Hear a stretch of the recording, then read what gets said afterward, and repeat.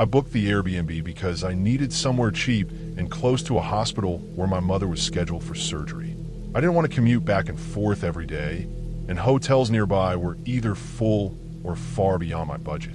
The listing showed a basement apartment in a quiet residential neighborhood. It claimed private entrance, full unit, no shared spaces. The photos looked plain and clean. White walls, simple furniture, nothing personal. The reviews were mostly short stays, all positive, all mentioning how quiet the place was. I arrived in the late afternoon. The neighborhood looked normal. Neat lawns, parked cars, houses spaced evenly apart. The host's house was a two-story home with a narrow concrete path leading around the side to the basement entrance. The door was metal, painted white, with a keypad lock. I unlocked it and stepped down into the unit. The air inside felt heavy right away. Not dirty, just stale, like it hadn't circulated in a while. The ceiling was low, and the lights were slightly dim even when fully on. The living area, kitchen, and sleeping space were all in one long room. The bathroom was off to the side, separated by a thin wall. Everything looked clean, but the space felt compressed, like it held on to sound and warmth. I unpacked and noticed how quiet it was. Not peaceful quiet, but a muffled kind. I couldn't hear traffic or neighbors. I couldn't even hear the house above me. It felt sealed off. The only sound was a faint hum that came and went, like air moving through pipes. The first night was uncomfortable but uneventful. I slept lightly, waking often. In the morning, I noticed the bathroom mirror had faint streaks on it, like someone wiped steam away. I assumed it was from the previous guest. The shower drain was slow, holding water longer than it should have. I spent most of the day at the hospital and returned in the evening. When I opened the door, the air felt warmer than when I left. The smell inside was stronger, sweat and old fabric. The bedspread was folded differently, pulled tighter at the edges. I stood there longer than necessary, trying to remember if I had adjusted it that morning. I was sure I hadn't. Over the next 2 days, small things began to feel wrong. The trash bin filled faster than expected. I found food wrappers I didn't recognize. The kitchen drawer where I kept utensils was rearranged slightly, forks facing the opposite direction. The bathroom light was on once when I returned, even though I always turned it off. I told myself it was stress, lack of sleep, being in a basement, but the feeling didn't go away. It settled deeper. One night, I woke up to a soft sound, a scrape, slow and careful. It came from the wall behind the bed. I stayed still, listening. The sound stopped after a few seconds. I checked the wall in the morning. Nothing obvious, just drywall and paint. On the fourth day, I noticed a vent near the ceiling above the bathroom door. I hadn't paid attention to it before. It was larger than normal and covered with a metal grate. When I stood on a chair and touched it, it was warm, warmer than the surrounding wall. That night, I slept with the lights on. I woke up again around early morning to a faint noise, a soft shift of weight. The vent rattled slightly, then went still. My heart raced, but I stayed in bed until daylight. In the morning, I stood on the chair again and shined my phone light through the vent. The grate was loose. Behind it was a narrow space. Dark, dusty.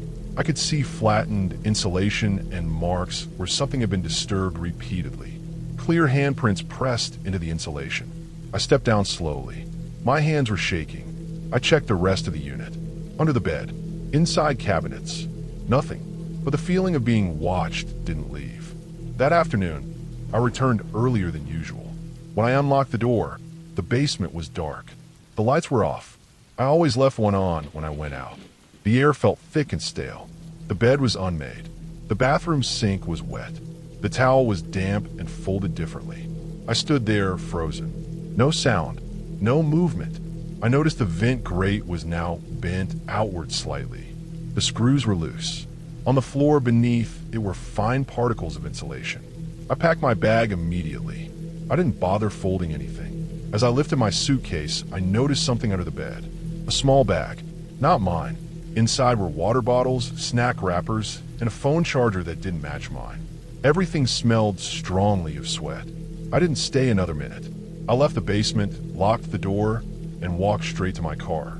I drove to a hotel and contacted Airbnb support as soon as I had service. I sent photos of the vent, the insulation, the bag, and the disturbed unit.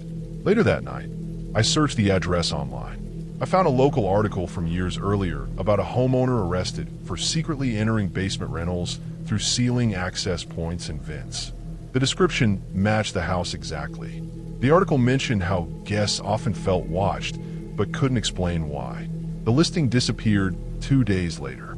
Airbnb refunded the stay and confirmed an investigation. I think about how easily I ignored the signs at first, how normal everything looked on the surface, how someone had been above me, close enough to hear breathing, close enough to move without being seen. I don't stay in basement rentals anymore. I don't ignore warmth where it shouldn't be, and I trust that quiet does not always mean empty. I booked the Airbnb because I needed somewhere close to a mountain job site for a short contract. It was late winter, not peak season, and prices were lower. The listing was for a small condo in a ski town that mostly emptied out during the week. The photos showed a clean unit with wood floors, a small kitchen, and a balcony facing the slope. The building looked modern enough, with shared amenities like a laundry room and ski lockers on the ground floor. The reviews were positive and brief. Most guests stayed only a few nights and mentioned how quiet the building was outside of weekends. I arrived in the early evening while it was already dark. Snow had been pushed to the sides of the road, leaving narrow lanes of packed ice. The parking garage entrance was lit by harsh fluorescent lights. I parked, grabbed my bag, and took the elevator up. The hallway on my floor was long and narrow, with identical doors and muted carpet. It smelled faintly of cleaning chemicals and cold air. The unit unlocked easily. Inside, it felt colder than the hallway. The heat was on, but low. I turned it up and walked through the space slowly. Everything looked clean, but impersonal. The furniture was basic, chosen for durability rather than comfort. The couch cushions were stiff and uneven. The kitchen drawers didn't slide smoothly. The bedroom had a sliding door instead of a solid one, which I didn't like but accepted. The balcony door was locked, and outside I could see the dark outline of the slope and lift towers. No lights, no movement, just snow and trees. The first night was quiet, too quiet. The building barely made any sound. No pipes, no footsteps, no distant TVs. I slept lightly, waking often without knowing why. In the morning, I noticed the ski locker key hanging on a hook near the door. I hadn't paid attention to it the night before. The tag had the unit number on it. I worked long hours the first few days and returned late. Each time I came back, the condo felt warmer than expected, like the heat had been turned up higher while I was gone. I assumed it was just the system adjusting. On the third day, I noticed the bedroom sliding door was open when I was sure I had closed it. The bedspread was pulled tighter than usual, tucked neatly at the corners. I started paying closer attention. I placed my boots side by side near the door.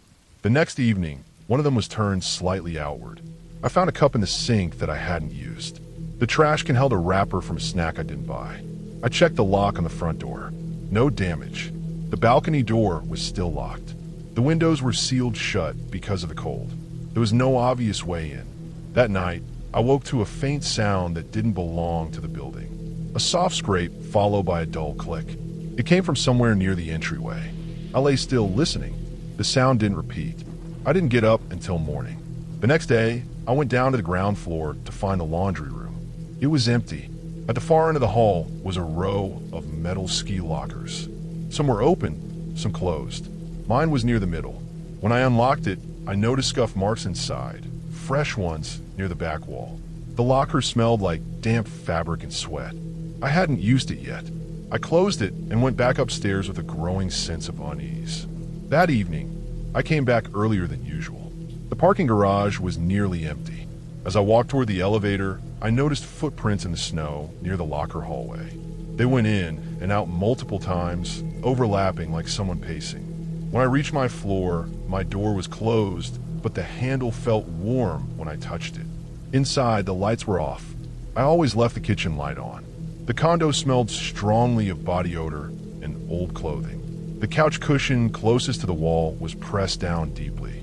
The bedroom sliding door was fully open. The closet door inside the bedroom was open too. I searched the unit carefully. Nothing was missing, nothing broken. That was worse than finding damage. It meant someone had been there without rushing. That night, I didn't sleep.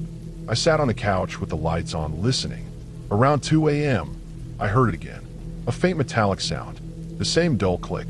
This time, it came from the wall behind the entryway. I stood slowly and pressed my ear to it. The sound was clearer now. Movement. Fabric brushing against metal. I stepped back and noticed a panel near the floor I hadn't seen before. It blended with the wall, painted the same color.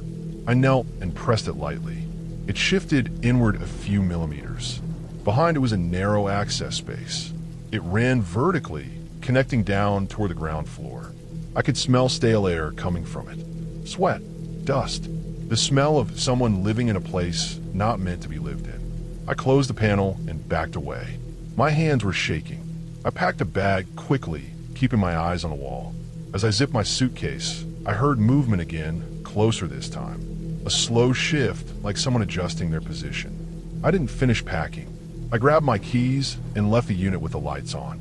I took the stairs instead of the elevator, heart pounding the entire way down. I drove to a motel off the highway and didn't sleep there either. The next morning, I reported everything. I sent photos of the panel, the disturbed locker, the shifted furniture. I didn't wait for a reply before searching the building address online.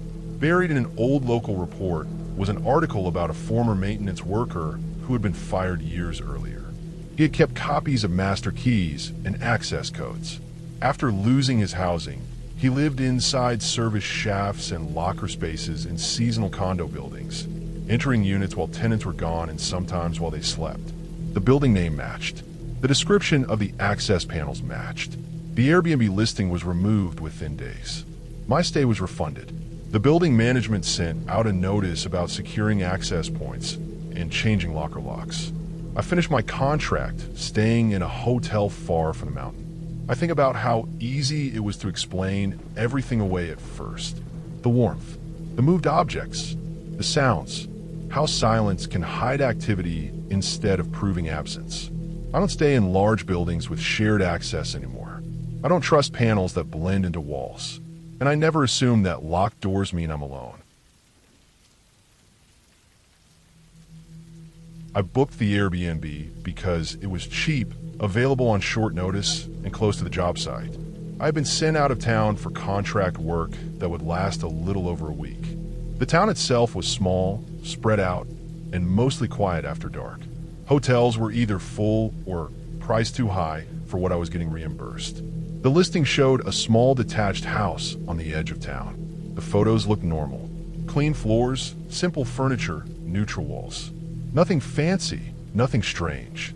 The host had dozens of positive reviews. Most mentioned how quiet it was and how easy check-in had been. I arrived just before sunset. The driveway was long and narrow, bordered by tall grass that looked like it hadn't been cut in weeks. The house sat alone, no neighbors close enough to see clearly. The exterior lights were off, but there was enough daylight to see the place. It looked older than the photos suggested. The paint was peeling near the foundation. One of the shutters hung slightly crooked. The front door was solid wood with a keypad lock. I unlocked it and stepped inside. The smell hit me first. It wasn't rotten, just stale, like a place that had been shut for too long. Dust, old fabric, and something faintly sour underneath. I opened windows right away, even though it was cold outside. The house was quiet in a way that felt heavy. No background hum, no distant traffic, no animals, just silence. The layout was simple. Living room in front, kitchen behind it, a short hallway leading to a bedroom and bathroom. Everything looked clean at a glance. The floors were swept. The counters were wiped. But the more time I spent inside, the more small things stood out. The couch cushions were flattened unevenly, like someone always sat in the same spot. The rug near the kitchen sink was worn thin in one place. The bedroom door had scratch marks near the handle, shallow but repeated. I told myself I was overthinking. Older place, high turnover, people are rough on rentals. That night was quiet, too quiet. I slept poorly, waking up often without knowing why. Each time the house was still. No sounds, No movement. In the morning, I noticed the back door was unlocked. I was sure I'd locked it before bed. I stood there for a long time, staring at the latch, replaying the night in my head. I convinced myself I had forgotten. I locked it again and left for work. Over the next few days, patterns began to form. Not dramatic things, small changes, objects in different positions. The trash can angled slightly away from the wall. A chair pulled out just a bit. The bathroom mirror fogged after I'd been gone all day, even though the house was cold. Once, I found a bedroom window cracked open. I knew I hadn't touched it. I checked the listing again to see if I had missed something. It mentioned self-check-in, full access, no shared spaces. Nothing about maintenance visits. Nothing about nearby workers. I messaged the host asking if anyone had access during my stay. The reply came hours later, short and vague, saying no one should be there. That was when I started locking my suitcase. One evening, I came back later than usual. It was already dark, and the driveway felt longer walking it alone. As I reached the front door, I noticed the porch light was on. I hadn't left it on. I stood there, key hovering over the keypad, listening. Nothing. No movement. No sound from inside. I unlocked the door and stepped in slowly. The smell was stronger. Not bad, but different. Like sweat and damp fabric. The living room felt warmer than it should have. The windows I had opened were closed. All of them. The air was still. I walked through the house, carefully. Nothing was obviously wrong. No missing items. No mess. But the couch cushion I always avoided was now pushed down, fresh, like it had just been used. In the kitchen, one of the cabinets was open a few inches. Inside, the plates were stacked wrong. I had stacked them neatly the first day. That night, I barely slept. Every small noise made my heart race. The house made sounds as it cooled, soft pops and creaks, but they felt too deliberate. Around 3 a.m., I woke up to pressure like the air had shifted. I lay still, staring at the dark ceiling. The bedroom door was open. I always closed it before sleeping. I didn't move. I listened. Minutes passed. Nothing happened. Eventually, exhaustion pulled me back under. The next morning, I found dirt on the bathroom floor. Not tracked in from outside. Fine, dry dirt scattered near the tub. There were faint footprints, not clear enough to measure, but definitely not mine. They faced the window. The window was unlocked. I took photos. I sent them to the host. No reply. I considered leaving, but word kept me there. I convinced myself it was someone entering during the day, maybe maintenance, maybe the host. I told myself there was a rational explanation I just hadn't figured out yet. That explanation fell apart on the 5th night. I came home early. It was raining lightly, the kind that soaks into clothes without making much noise. As I pulled into the driveway, I saw the back porch light on. The curtains were closed. I hadn't closed them. I stayed in my car longer than necessary, watching the house. Nothing moved. No shadows. No sound. I finally got out and walked around the side of the house instead of going straight in. The grass was flattened near the back wall, pressed down in a narrow path. It led to the small crawl space door beneath the house. The latch was hanging loose. My stomach dropped. I didn't open it. I didn't need to. The dirt on the ground was disturbed, fresh, dark from rain. I went inside through the front door, locked it, and stood still. The house felt occupied, not in a dramatic way, in a subtle, physical way, like being in a room where someone had just left seconds before. The air was warm again. The smell was strong. In the bedroom, my suitcase was open, clothes folded differently, some missing. In the bathroom, the shower curtain was damp. The drain still held water. Someone had been using the house while I was gone. I packed everything I could carry. I didn't shower. I didn't eat. I left the lights on and the doors locked behind me and drove straight to a motel on the highway. I reported everything to Airbnb support that night. They refunded the remaining days and flagged the listing. Before I left town, I drove past the house once more in daylight. The crawlspace door was closed again. The grass was flattened the same way. A neighbor farther down the road was outside, watching. When our eyes met, they looked away quickly. Weeks later, I checked the listing. It was gone. No explanation. No warning. I still think about how long someone had access to that place. How often they came and went. How many guests never noticed the small changes. How many times I slept there while someone knew the house better than I did. I don't use Airbnbs in isolated areas anymore, and I never ignore the feeling that a place is already occupied, even when every rule says it shouldn't be. I booked the Airbnb because I needed somewhere cheap and close to the highway. I was driving across the state for work, moving equipment between job sites, and I didn't want to waste time detouring into a city. The listing showed a small guest house behind a larger property. It was advertised as private, quiet, and used mostly by people passing through. The photos looked clean and plain. White walls, basic furniture, nothing personal. The reviews were good, short, and repetitive, all saying it was peaceful and convenient. I arrived late in the afternoon. The sun was already low, turning everything yellow and flat. The main house sat close to the road, but the guest house was farther back, hidden by trees and a tall wooden fence. I parked beside a gravel path that led to it. The building was smaller than I expected, almost like a shed that had been converted into a studio. One door, two windows, and a small porch light that flickered when I turned it on. Inside, the place felt cold, even though it wasn't winter yet. The air had that dry, closed-up smell, like cardboard and old dust. I opened the windows to let air in. The furniture was simple: a bed against one wall, a small table, a chair, a kitchenette, and a bathroom tucked behind a thin door. Everything looked clean, but didn't feel used. It felt staged, like no one actually stayed there for long. I dropped my bag and went back outside to grab food for my car. When I came back in, I noticed the chair was pulled out slightly from the table. I was sure I had pushed it in earlier, but I assumed I was misremembering. I ate quickly, locked the door, and went to bed early because I had been driving all day. That night, I slept lightly. Every time I shifted, the bed creaked loudly. The building made noise as the temperature dropped. Wood popped and settled. Somewhere outside, something brushed against the wall, slow and dragging, like branches in the wind. I told myself it was just the trees.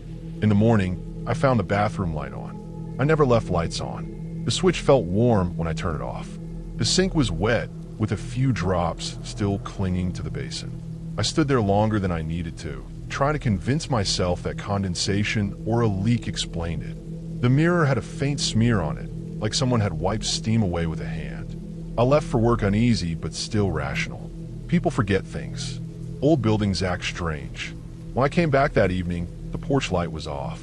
I remembered leaving it on. The door was still locked, but the handle felt loose when I turned it. Inside, the smell was stronger. Not bad, just more noticeable. The air felt heavy, like the windows hadn't been open all day. The bed looked disturbed. The blanket was folded differently, pulled tighter at the corners. My bag was where I left it, but the zipper was open halfway.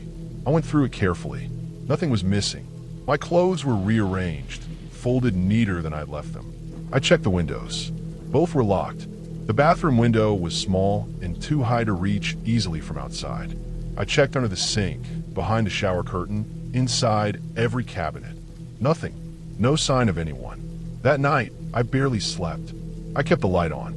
Around early morning, I woke up with the feeling that the room was smaller, like the walls were closer. The air was warm again. I lay still, listening. I heard a faint sound that didn't fit the house settling. A soft shift of weight. Fabric moving against fabric. It stopped as soon as I focused on it. In the morning, I noticed dirt on the floor near the door. Fine grit, like it had been brushed off shoes. The doormat was crooked.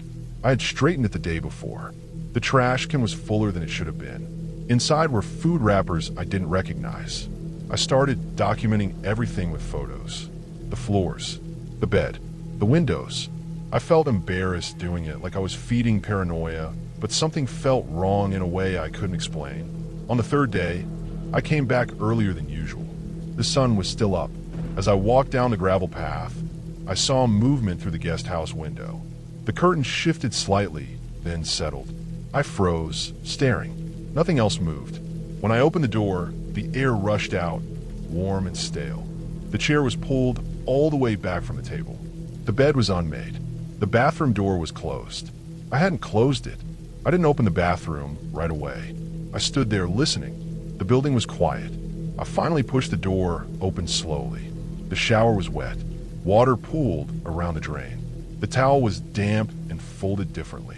The mirror had fresh streaks on it. Someone had been there moments before.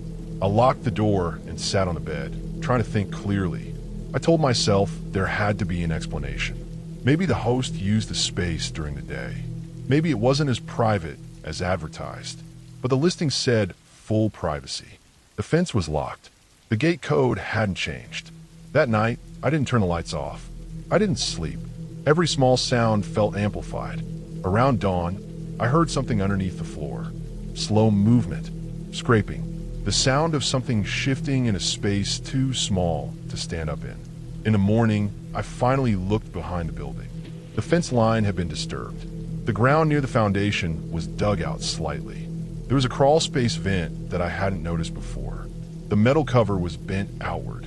I didn't stay another night. I packed everything and left before work, driving straight to a hotel 2 towns away.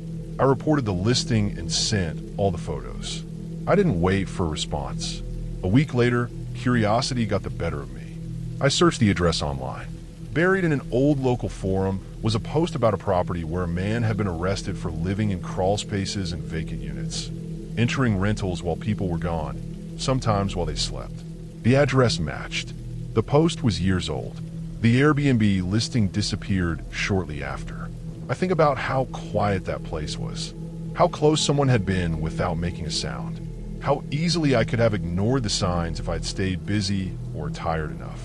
I don't stay in detached, ghost houses anymore. I don't trust listings that feel empty in the wrong way.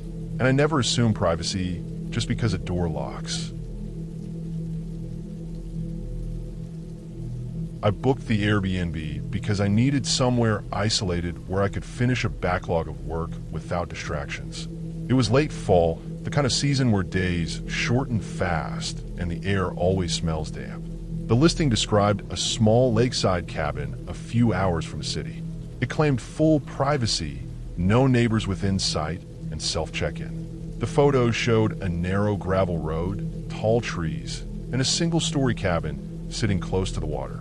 The reviews were calm and short, mostly mentioning quiet nights and clear views of the lake. The drive there took longer than expected. Cell service dropped about 15 minutes before I arrived. The road narrowed until it became little more than packed dirt with tire grooves. Fallen leaves covered most of it, hiding any sense of how often it was used. When I finally reached the cabin, the light was already fading. The lake behind it looked flat and dark like a sheet of metal.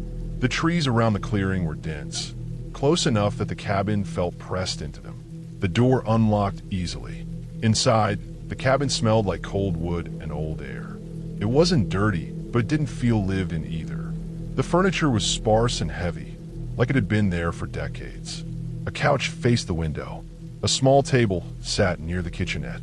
The bedroom was separated by a thin wall, not a door. The bathroom was narrow, with a small shower and a medicine cabinet that didn't close fully. I unpacked slowly, noticing small things that didn't match the listing photos. A different rug, a lamp in a different corner. Nothing alarming, just inconsistent. I chalked it up to old photos. I opened the windows for a few minutes, then closed them when the cold started to creep in. The silence outside was deep. No traffic, no distant hum, just water moving lightly against the shore. The first night passed without anything obvious. I slept poorly, waking often, but blamed it on the unfamiliar place. In the morning, I noticed the trash bin under the sink was heavier than it should have been. Inside were food wrappers I didn't recognize. I assumed the cleaner had missed it. I tied the bag and left it outside. I worked most of the day. The cabin stayed quiet, but there was a constant sense of being enclosed. The trees blocked most of the daylight, making the interior dim even at noon. Around mid-afternoon, I noticed the back door was unlocked. I was certain I had locked it the night before. I locked it again and checked the windows. All were secure. That evening, the smell inside the cabin changed. It became warmer, more human. Sweat and fabric. I opened the windows again, even though the temperature had dropped. While eating, I noticed faint marks on the floor near the couch. Scuff marks, like shoes had dragged slightly. They didn't match my boots. The second night was worse. The cabin made noise as the temperature dropped, but beneath that was something else. Soft movement. Not footsteps, not exactly. More like shifting weight. It came from the wall behind the bedroom, the side closest to the trees. I lay still, listening until the sound stopped. In the morning, I found the couch cushion pressed down deeply in the center, like someone heavier than me had sat there for a long time. The indentation hadn't fully risen back. The lake-facing window was unlocked. I rarely touched that window because it was hard to open. I searched the cabin carefully. Cabinets, closets, under the bed. Nothing. No signs of forced entry. No broken locks. Everything intact. That made it worse. By the third day, I stopped leaving personal items out. I packed my laptop each time I stepped outside. I kept track of where I placed things. Still, objects shifted. A notebook moved from the table to the counter. A spoon appeared in the sink when I hadn't used it. The bathroom mirror fogged even when the shower hadn't run. That night, I woke up to the sound of water. The lake was calm. The sound came from beneath the cabin. A slow sloshing, uneven like water being disturbed close to shore. Then came another sound. Breathing. Not loud. Close. Too close. I stayed completely still. The breathing stopped after a while. I didn't sleep again. In the morning, I walked the perimeter of the cabin. Near the back, partially hidden by leaves, was a hatch set into the ground. It blended with the dirt and moss. I hadn't noticed it before. The wood was worn smooth. The metal handle was scratched and darkened by frequent use. The lock hung open. I didn't open it. I didn't need to. The dirt around it was packed down, fresh compared to the rest of the ground. A narrow path led from the hatch toward the lake, pressed flat through the leaves. I packed my things immediately. As I carried my bag to the car, I noticed the cabin window facing the lake was open. The curtain moved slightly, then settled. I didn't go back inside. I left without checking out properly. I drove until I reached a town with service and reported the listing. I sent photos of the hatch, the disturbed ground, the interior changes. I didn't wait for a response. Weeks later, I searched the area online. I found a local report about someone arrested years earlier for living under seasonal cabins near the lake, entering them while renters were gone, sometimes while they slept. The cabin address wasn't listed, but the description matched the area exactly. The listing disappeared shortly after. I still think about how long that space beneath the cabin had been used, how easily it stayed hidden, how many nights someone had been close enough to hear breathing without being seen. I no longer stay in remote rentals. I don't trust quiet places that feel watched, and I never assume that isolation means emptiness. I booked the Airbnb because I needed a place near a construction project I had been assigned to inspect for a week. The job was in a rural area, far from hotels, and the nearest town was almost an hour away. The listing showed a modest two-story house on the edge of a farming community. It claimed to be a former family home converted into a short-term rental. The photos showed plain rooms, older furniture, and wide windows looking out over open fields. The reviews were calm and practical. Most guests stayed only a few nights and mentioned how quiet the area was. I arrived just before dusk. The road leading to the house cut through empty land, flat and brown, with harvested fields stretching out on both sides. The house stood alone at the end of a gravel driveway. There were no other buildings nearby, no visible neighbors, and no lights except for a single porch bulb that buzzed faintly. The structure looked solid but dated. The siding was faded, and the roof sagged slightly near the middle. Inside, the house smelled like old wood, dust, and something faintly metallic. The air felt still, like it hadn't moved in a while. The living room held a couch, a chair, and a television that looked older than the one in the photos. A narrow hallway led to the kitchen and a staircase. The kitchen was clean but worn. The counters were scratched. The cabinets didn't line up evenly. The stairs creaked loudly when I climbed them, even with light steps. Upstairs, there were 2 bedrooms and a bathroom. I chose the larger bedroom at the end of the hall. It had a bed, a dresser, and a window facing the fields. The view was wide and empty. No trees, no roads, just land stretching out until it faded into darkness. The first night was uneventful, but I didn't sleep well. The house made constant sounds, pipes clicking, wood shifting, wind pressing against the siding. Each noise felt louder because of the silence around it. In the morning, I noticed the bedroom door was open. I always close doors when I sleep. I stood there for a moment, trying to remember if I had left it that way. I convinced myself I had. I spent most of the day at the job site and returned after dark. The porch light was off. I remembered leaving it on. Inside, the house felt warmer than before, even though the heat was turned low. The smell had changed slightly. It was heavier, more lived in. I noticed the couch cushion had a deep impression in it, like someone had been sitting there for hours. Over the next 2 days, small things began to change. The kitchen chair was pulled out when I came back from work. The bathroom mirror had faint streaks, as if someone had wiped it with a hand. The trash bin filled faster than it should have. I checked it carefully one morning and found packaging from food I hadn't bought. I searched the house. Closets, cabinets, basement door. The basement was unfinished, with exposed beams and a dirt floor. It smelled damp and old. I didn't see anyone or anything out of place, but the space felt used. The ground showed flattened patches, like something heavy had been placed there recently. That night, I locked my bedroom door. I slept lightly, waking often. Around early morning, I heard movement upstairs, slow and careful. The sound wasn't loud enough to identify clearly. It stopped whenever I focused on it. When I finally opened the door at dawn, the hallway carpet showed faint tracks, shallow impressions leading toward the stairs. On the fourth day, I noticed a door I hadn't paid attention to before. It was in the hallway, narrow and painted the same color as the wall. It blended in easily. I opened it and found a shallow storage space that ran along the wall between rooms.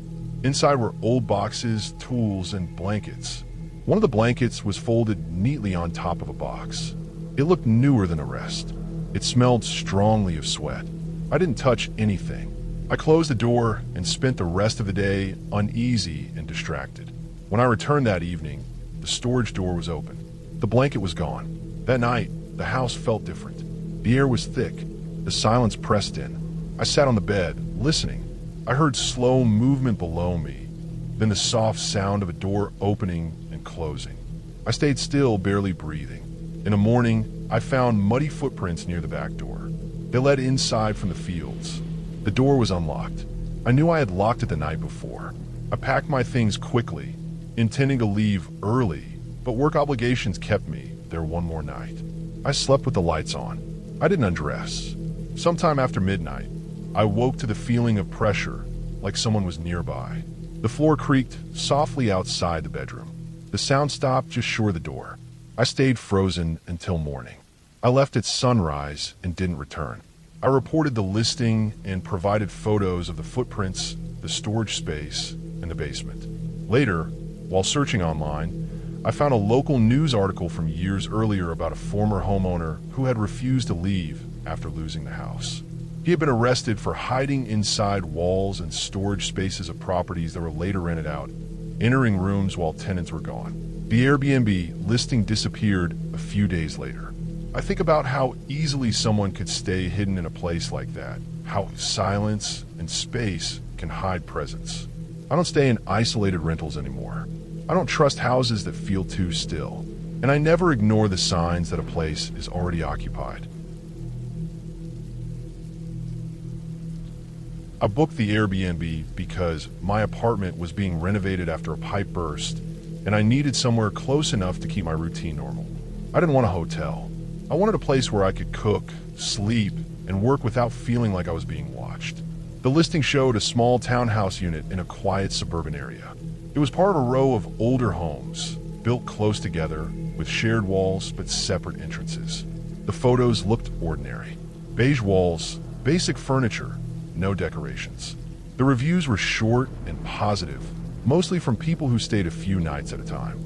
I arrived in the early evening. The street was calm, lined with parked cars and leafless trees. Porch lights were starting to turn on one by one as the sun dropped. The Airbnb had a keypad lock and no visible doorbell. I unlocked it and stepped inside. The place smelled clean, but not fresh. More like a cleaning spray layered over something older. The living room was narrow, with a couch pushed against one wall and a small table near the window. The The kitchen was directly behind it, separated only by a counter. Stairs led up to the bedroom and bathroom. The walls felt thin. I could hear a low hum coming from somewhere, maybe an appliance in a neighboring unit. I set my bag down and walked through the place slowly. Everything matched the photos, but all felt slightly off, like the furniture had been placed for show rather than use. The couch cushions were stiff and uneven. The kitchen cabinets didn't align properly. Upstairs, the bedroom had one window facing the back alley. The blinds were bent in a few places like they had been handled roughly. The first night went fine. I slept lightly, but that was normal for a new place. In the morning, I noticed the bathroom mirror had faint streaks on it, like someone had wiped condensation away. I assumed it was from the previous guest. The sink drain was slow, holding water longer than it should have. I left for work and came back around dinner time. When I opened the door, the smell inside had changed. It was warmer, heavier. The air felt used. The couch cushion closest to the stairs was pressed down deeply, more than it had been before. I stood there, staring at it, trying to remember if I had sat there that morning. I was sure I hadn't. Over the next 2 days, small things started to stand out. The trash bin filled faster than expected. I found food packaging I didn't recognize. The kitchen drawer where I kept utensils was rearranged slightly, forks facing the opposite direction. The upstairs window was unlocked once when I knew I'd locked it. I checked the listing again to see if anything mentioned shared access.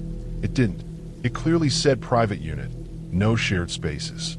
That night, I locked the door and placed a chair under the handle before going upstairs. I woke up early to a dull sound, like something heavy being shifted slowly. It came from below me, near the stairs. I stayed still, listening. The sound stopped after a few seconds. When I went downstairs later, the chair was still under the door, but it had been nudged slightly to the side. The next evening, I came home earlier than usual. As I walked up to the door, I noticed the light inside was on. I was certain I had turned it off that morning. Inside, the TV was warm to the touch. The volume was muted, but the screen showed a paused image from a channel I never watched. That night, I didn't sleep much. I lay in bed, listening to the walls. Around midnight, I heard movement behind the bedroom wall. Not the neighbor's unit. It was closer, a slow scrape, then a soft thud. It repeated, careful and controlled. In the morning, I inspected the walls more closely. In the closet behind hanging coats, I noticed a panel that didn't match the rest of the wall. The paint color was slightly different. The edges weren't sealed properly. I pressed on it, and it shifted inward slightly before stopping. I stepped back, heart racing. I didn't open it. I closed the closet and left for work shaken. When I returned that evening, the panel was open. Inside was a narrow space, barely wide enough for a person to squeeze through. It ran between the walls, dark and dusty. There were marks on the floor, flattened areas where someone had been lying or sitting. A blanket was rolled up in the corner. It smelled strongly of sweat and old fabric. I backed away slowly and locked myself in the bathroom. I stayed there for a long time, listening. I heard movement again, closer this time. Slow breathing, a shift of weight. I left that night with only what I could carry. I didn't pack properly. I didn't turn off the lights. I went straight to a hotel and contacted Airbnb support immediately. I sent photos of the hidden space, the blanket, the disturbed furniture. A few days later, I looked up the address online. I found a local report about a man arrested for living inside walls and crawl spaces of rental properties, entering units when tenants were gone. The report mentioned townhouses in that exact area. It described how he accessed units through modified wall panels. The Airbnb listing was removed shortly after. I think about how normal that place looked, how easy it was to ignore the signs at first, how close someone had been without making a sound. I don't stay in rentals attached to other buildings anymore. I don't ignore changes I can't explain, and I never assume privacy just because a listing promises it. I booked the Airbnb because my company sent me to another city for a short training program that lasted 2 weeks. Hotels near the center were expensive, and I wanted a place where I could cook and do laundry. The listing showed a small one-bedroom apartment in an older high-rise building close to public transport. The photos looked normal. Clean floors, simple furniture, neutral colors. Nothing personal on the walls. The reviews were good and consistent. Many people mentioned the location and how quiet the unit was. I arrived in the early evening after a long train ride. The building looked older than the photos, but not neglected. The lobby smelled faintly of cleaning products and old carpet. The elevator was slow and made a soft, grinding sound as it climbed. When I reached the floor, the hallway felt narrow and dim, with yellow lighting and patterned carpet worn down in the center. The apartment door unlocked easily. Inside, the place felt colder than the hallway. The air had a dry, stale smell, like it had been closed for a while. I turned on lights and walked through each room. The living area had a couch, a small table, and a TV mounted on the wall. The kitchen was compact but clean. The bedroom had a bed, a dresser, and a large closet with sliding doors. The bathroom was narrow, with a shower that rattled when I tested the handle. Everything looked fine at first, but there was a feeling I couldn't name. The apartment felt watched, not in a dramatic way, just like a place that remembered people being there. I shook the thought off and unpacked. The first night passed without anything obvious happening. I slept lightly, but that was normal for a new place. In the morning, I noticed the bedroom closet door was open. I was sure I had closed it before bed. I stood there for a moment, staring at it, then convinced myself I must have forgotten. Over the next few days, I settled into a routine. Training during the day, back to the apartment in the evening. That was when the small things started. The couch pillows shifted slightly when I returned, angled differently than I left them. The kitchen trash filled faster than expected. I found food wrappers that were mine. I assumed maybe the cleaner hadn't emptied it properly before my stay. One evening, I noticed the apartment smelled different when I came back. Warmer, heavy, like sweat trapped in fabric. I opened the windows, even though it was cold outside. While doing that, I saw the building across the street reflected in the glass, and for a brief moment, I thought I saw a movement behind me. When I turned, the apartment was empty. I began paying closer attention. I took note of where I placed things. I lined my shoes up by the door. I folded my clothes a certain way. Still, things moved. My jacket ended up on the chair instead of the hook. The bathroom mirror had faint streaks, like someone wiped steam away. The shower drain held water, even though I hadn't used it. One morning, I woke up earlier than usual and noticed the apartment felt warmer. The heat was set low. I checked the thermostat. It had been turned up. I hadn't touched it. I turned it back down and left for the day with an uneasy feeling. That evening, I returned earlier than usual.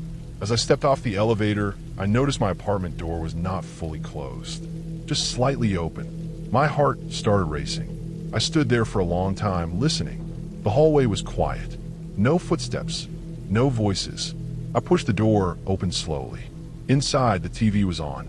The volume was low, muted, but the screen glowed. The couch cushion closest to the TV was pressed down deeply. The air smelled strongly of body odor and old fabric. I stood frozen, listening. Nothing moved.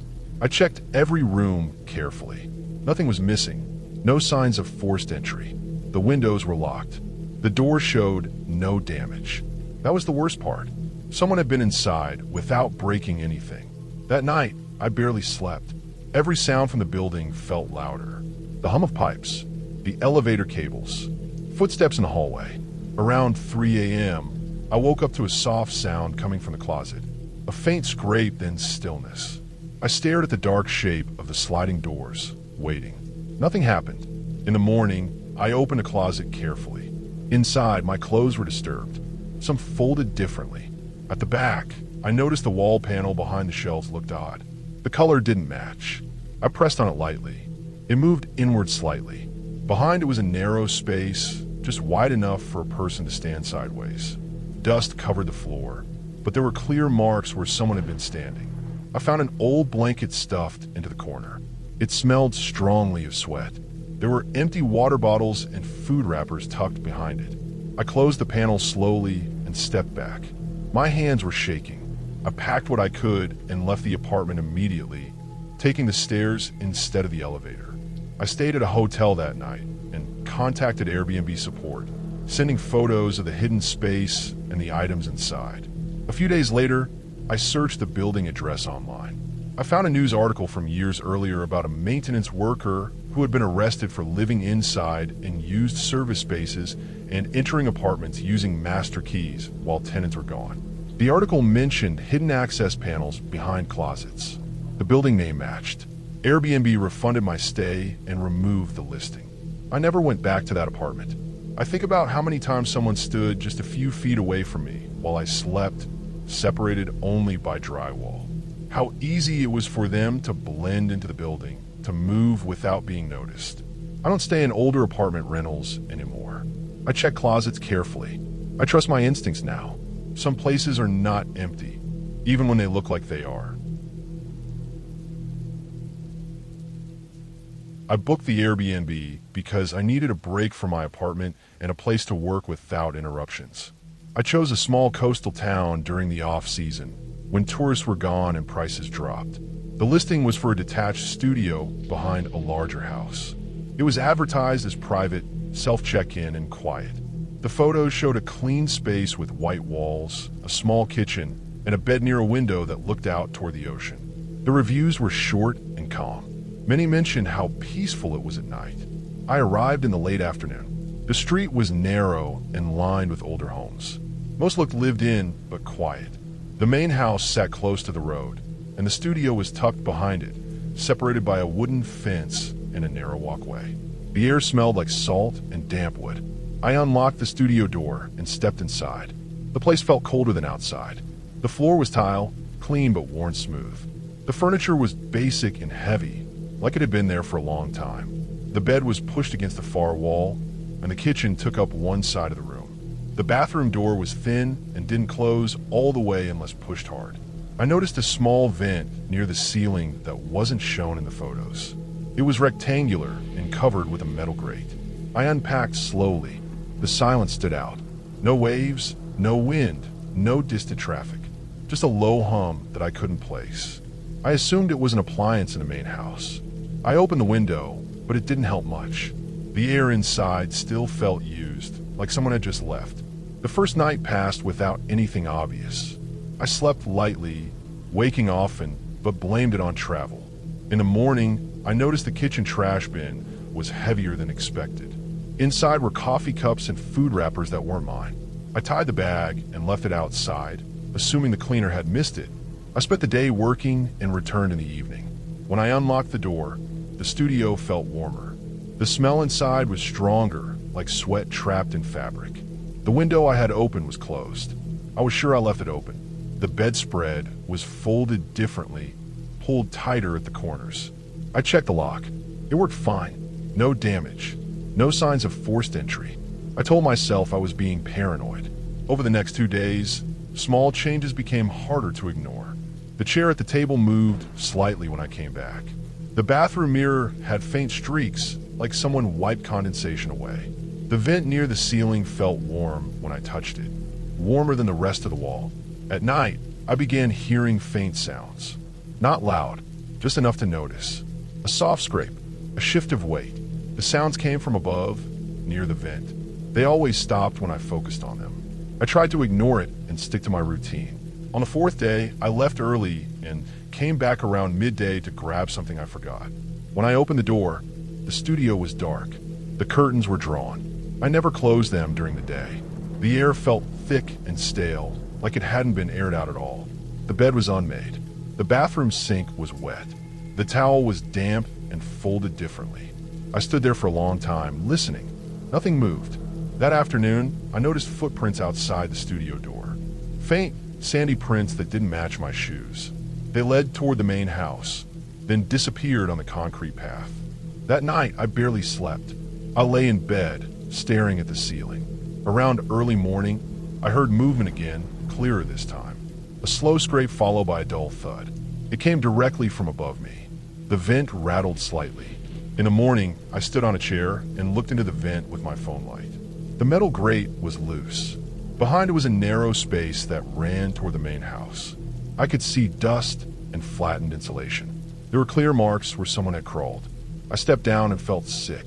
I checked the exterior of the studio and noticed a ladder leaned against the side of the main house, partially hidden behind shed.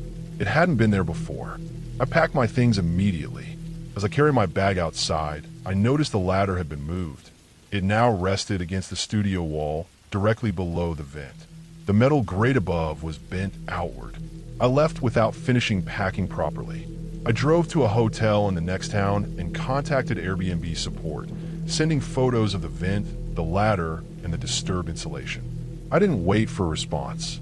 Later that night, curiosity pushed me to search the address online.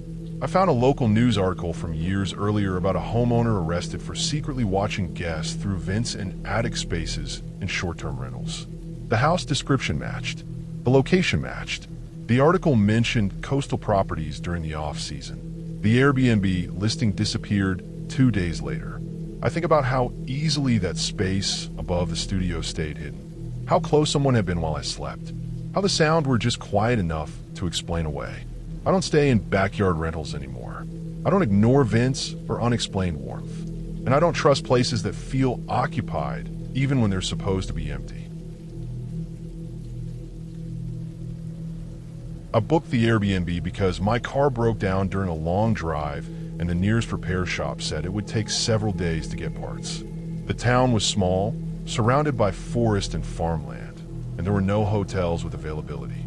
The Airbnb listing showed a small rural house on the edge of town.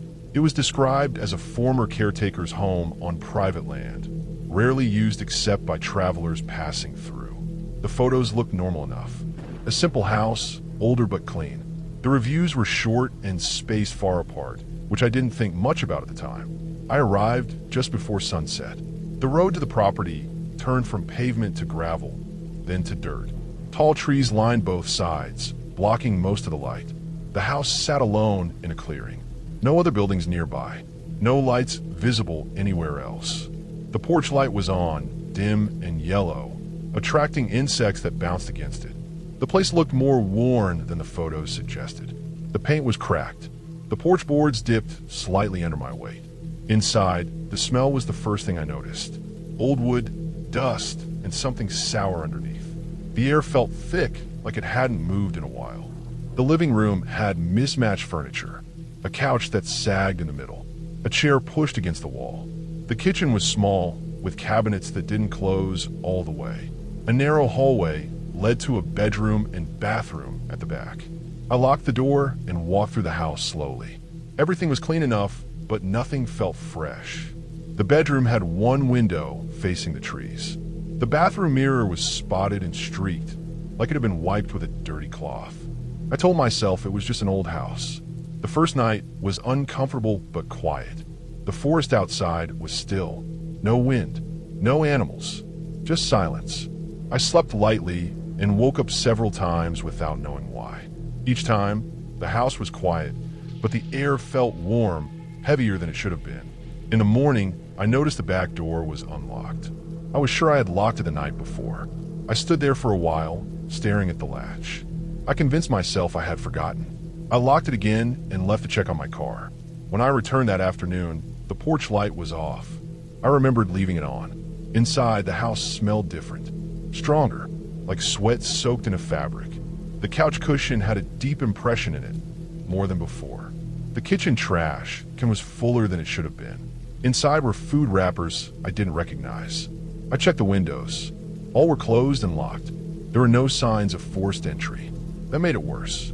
Someone had been inside without breaking anything. Over the next 2 days, things continued to change. Small things at first. The chair moved slightly away from a wall. The bathroom towel was damp when I hadn't used it. The mirror fogged briefly, even though the room was cold. At night, I heard faint sound from somewhere in the house. Soft movement. Not footsteps exactly, more like someone shifting their weight carefully. I told myself it was the house settling. Old structures make noise, but the sounds always stopped when I focused on them. On the third night, I woke up to a scraping sound, slow and deliberate. It came from the wall behind the bedroom. I lay still, barely breathing. The sound continued for several seconds, then stopped. The air felt warm again, like someone had just been there. In the morning, I inspected the wall. Nothing obvious, just paint and drywall. But near the floor, I noticed faint scuff marks that hadn't been there before. I followed them down the hallway. They stopped near a tall cabinet I hadn't opened yet. Inside the cabinet were cleaning supplies and old boxes. At the back, I noticed the wall didn't look right. The color was slightly off. The edges weren't sealed properly. I pressed on it lightly. It shifted inward a little. Behind it was a narrow space, barely wide enough for a person. It ran along the length of the wall. The floor inside was dusty, but flattened in places. There was a blanket rolled up near the back. Empty water bottles, food wrappers. Everything smelled strongly of sweat. I stepped back, my heart pounding. Someone had been living inside the walls. I didn't leave immediately. I should have, but shock slowed me down. I stood there listening. The house was silent. I closed the cabinet and backed away. That evening, I packed my bag, planning to leave at first light. I kept the lights on. I didn't sleep. Around midnight, I heard movement again. This time it was clearer. The sound of fabric brushing against wood. A slow breath. It came from the wall behind me. I grabbed my keys and bag and moved quietly toward the front door. As I did, I heard the sound shift, following me from inside the wall. When I reached the door, the handle rattled slightly, like someone had touched it from the other side earlier. I left the house with the lights on and didn't look back. I drove until I reached a motel on the highway and stayed there the rest of the week. The next day, I reported the listing and sent photos of the hidden space and the items inside. Out of curiosity, I searched the address online. I found a local news article from several years earlier about a former property caretaker who refused to leave after losing his job. He had been arrested for living inside walls and crawl spaces of rural homes, entering rooms while occupants were gone, sometimes while they slept. The description of the property matched exactly. The Airbnb listing was removed shortly after. The host account disappeared. I think about how long someone had been there before I arrived, how easily they stayed hidden, how close they were every night while I slept. I don't stay in isolated rentals anymore. I don't ignore small changes. And I never assume I'm alone just because a door locks.